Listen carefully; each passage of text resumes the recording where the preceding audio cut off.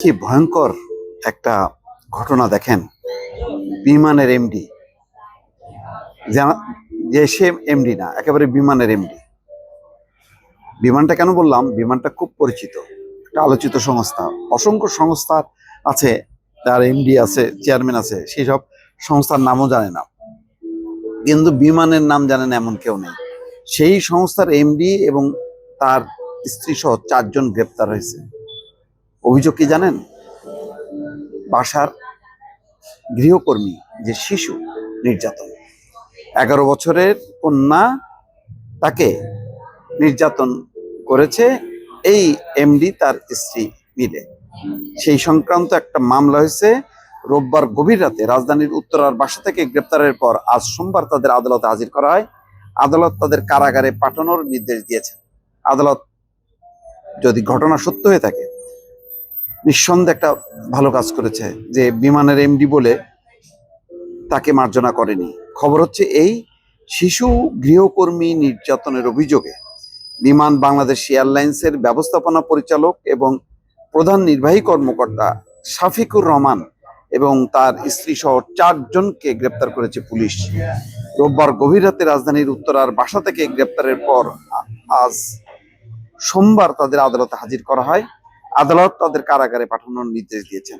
আসলে সামাজিক অবক্ষয়, অন্যায় কি এমন পর্যায়ে পৌঁছেছে যে কোনো শিক্ষিত লোকের লোকও এর ঊর্ধ্বে নয়, এই ধরনের অভিযোগের ঊর্ধ্বে নয়। আমরা এই ধরনের সাধারণত দেখি যে একটু নিম্ন শ্রেণীর ঘরগুলোতে হয়, বা মধ্যবিত্ত, নিম্নবিত্ত, কিন্তু বিমানের এমডি সে তো একটা বিরাট একটা পদ হোল্ড করে। তার দাপট, তার স্মার্টনেস, তার শিক্ষা দীক্ষা তো অন্যরকম থাকে। এটা কি প্রত্যাশিত? এটা কি হওয়া উচিত?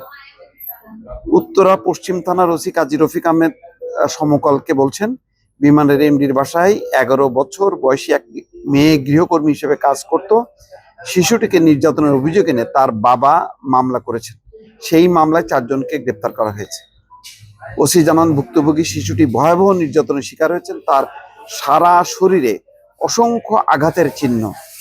এখন সে গাজীপুর শহীদ তাজউদ্দিন আহমেদ মেডিকেল কলেজ হাসপাতালে চিকিৎসাধীন। ও মাই গড, চিন্তা করছেন?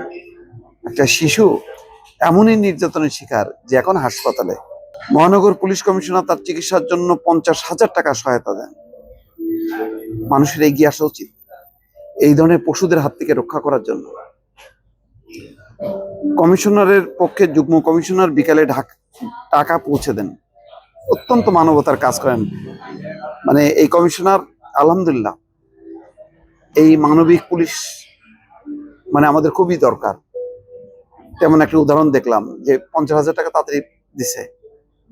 আমি এই ভিডিওর মাধ্যমে অনুরোধ করি, সামর্থ্যবান যা আশেপাশে যারা আছেন, প্লিজ এই বাচ্চাকে এবং তার পরিবারকে একটু সহযোগিতা করেন, আর্থিক সহযোগিতা করেন, তাদেরকে বুস্ট আপ করেন। এবং আইন তো, আইনের কাজ ভালো করছে পুলিশ, যে তাকে অ্যারেস্ট করছে।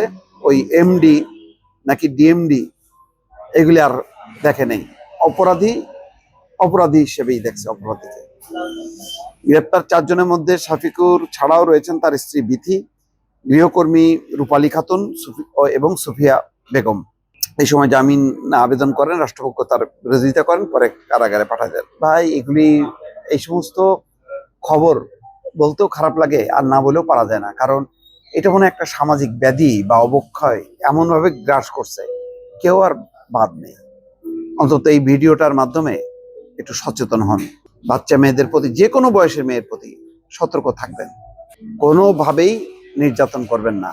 নির্যাতন করলে কিন্তু দেখেন, বিমানের এমডিও কিন্তু রেহাই পায়নি, আপনিও পাবেন না।